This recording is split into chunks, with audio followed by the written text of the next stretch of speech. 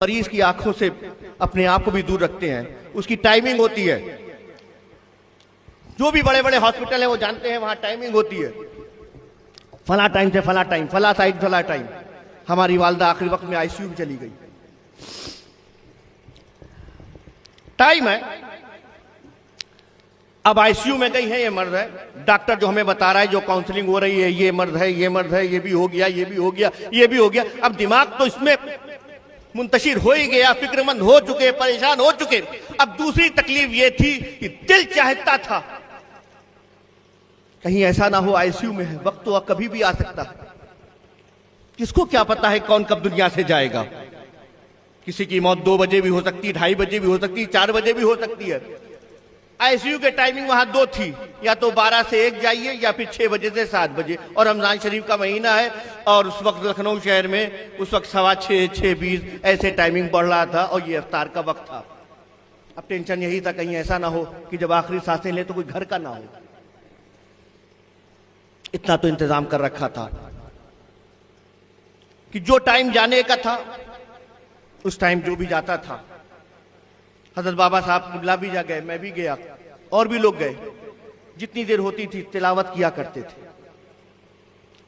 उसने अलग से भी हमको रात को भी टाइम दे दिया था जिस टाइम जा रहे थे। अब इत्तेफाक देखें, मौत तो 2 बजे भी आ सकती थी, 2:30 बजे भी आ सकती थी, 3, 4, 5 जब भी आना था आ सकती थी। कौन रोक सकता है मौत को? जिसको जिस वक्त जाना है जाएगा। अब इत्तेफाक देखें कि 12:33, कितने मिनट? 12 से 1 बजे का टाइम मिलने का। हमारे बाबा साहब की अहली आदत गाजी दौरा की, वो मौजूद, सूरह यासीन पढ़ रही हैं। एक बार पढ़ा, फिर पढ़ रही हैं, और इसी घड़ी में जिस्म से रूह जुदा हो गई। मगर एक बात हमारे दिलो दिमाग में खटक रही थी। हमने अपनी मां की जिंदगी में, मेरा अपना अंदाजा बताऊं बिल्कुल कि किचौरा शरीफ के अंदाज में, हजरत, मैं अपनी मां की दिलजोई खूब करता था। कहता था, ए अम्मी, आप जो कहेंगी वही होगा। मैं बिल्कुल अपनी देहाती जबान में भी कहता था, आप जौन कहेंगी तौन होगा। क्यों? वो इतनी सी बातें मुस्कुरा देती थी। वो भी सर पे हाथ रख के कहती थी, ए बाबू ये सब मत कहा करो, ये सब मत कहा करो, ठीक है, ऐसा नहीं हम जौन कहें तौन, वो सब नहीं, हम जो कहें वो हम भी समझते हैं बाबू। ऐसी मोहब्बत करने वाली मां। खानदान अशरफिया की बात करूं, हमारे यहां बहुत खातून हुई हैं। हम कहते हैं ना, अपने बुजुर्गों को देखना होता है। मैंने अपनी तकरीर में भी कहा, हमने हुजूर मखदूम अशरफ जहांगीर समनानी को नहीं देखा, मैंने अब्दुल रज़ाक नूरलैन को नहीं देखा, मैंने हजरत शाह हसन को नहीं देखा, मैंने शाह अशरफ हुसैन को नहीं देखा, मैंने शाह अली हुसैन को नहीं देखा, मैंने सुल्तानुल वाइज़ीन को नहीं देखा, मैंने हुजूर अच्छे मियाँ को नहीं देखा, मैंने हुजूर मुहद्दिस आज़म को नहीं देखा। मगर जब इन आंखों ने हुजूर सरकारे कला को देखा तो फिर देखा, जब ये ऐसे हैं तो फिर मखदूम अशरफ जहांगीर समनानी कैसे होंगे? मेरी बात समझे आप? ये मैं की बात कर रहा हूं। जैसे मैं कहता हूं, मैंने आला हजरत को नहीं देखा, मैंने हुज्जतुल इस्लाम को नहीं देखा, मगर जब हुजूर शेखुल इस्लाम को देखा तो जब ये ऐसे हैं तो फिर वो कैसे होंगे? इसी तरह जब मैं अपने घर की खातूनों की बात सुनता हूं कि हुजूर सरकारे कला की अहलिया ऐसी थी, है ना, हुजूर मुहद्दिस आज़म की जो सरकारे कला की बहन थी वो ऐसी थी।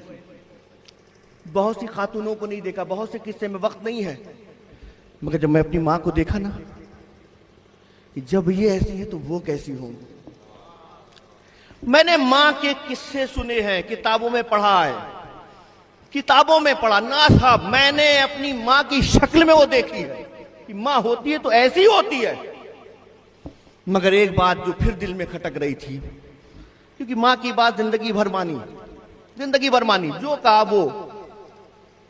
एक बात रुक गई थी, उसके गवाह हजरत हैं, और वो ऐसी थी जो बिल्कुल लग रहा था कि साहब ये मुहाल वाली बात हो गई है।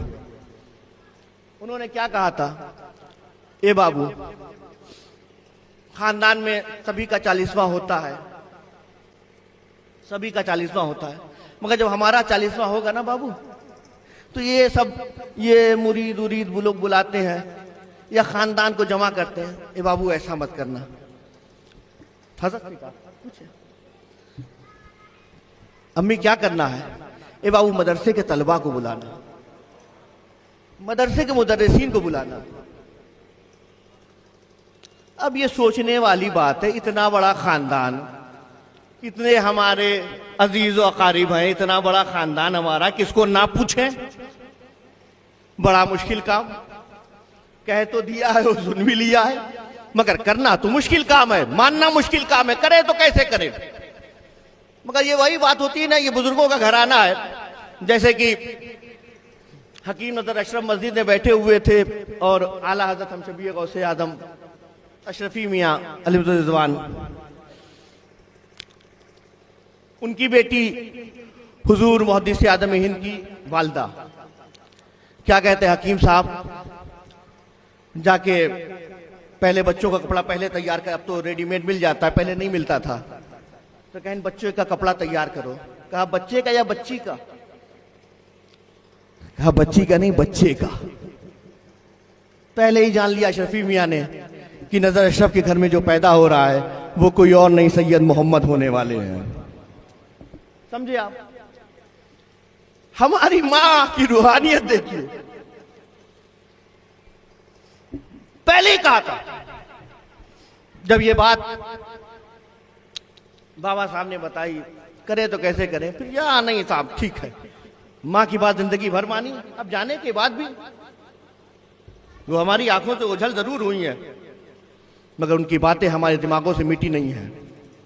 लिहाजा मैं आपका शुक्रिया अदा करता हूं कि आप सब हजरात ने यहां आकर, सारे तलबा ने यहां आकर, असातिज़ा ने आकर, मैं मशकूर हूं आप लोगों का कि आपने हमारी बात, और हमारी बात नहीं, हमारी मां की बात को मानकर आप सब तशरीफ लाए।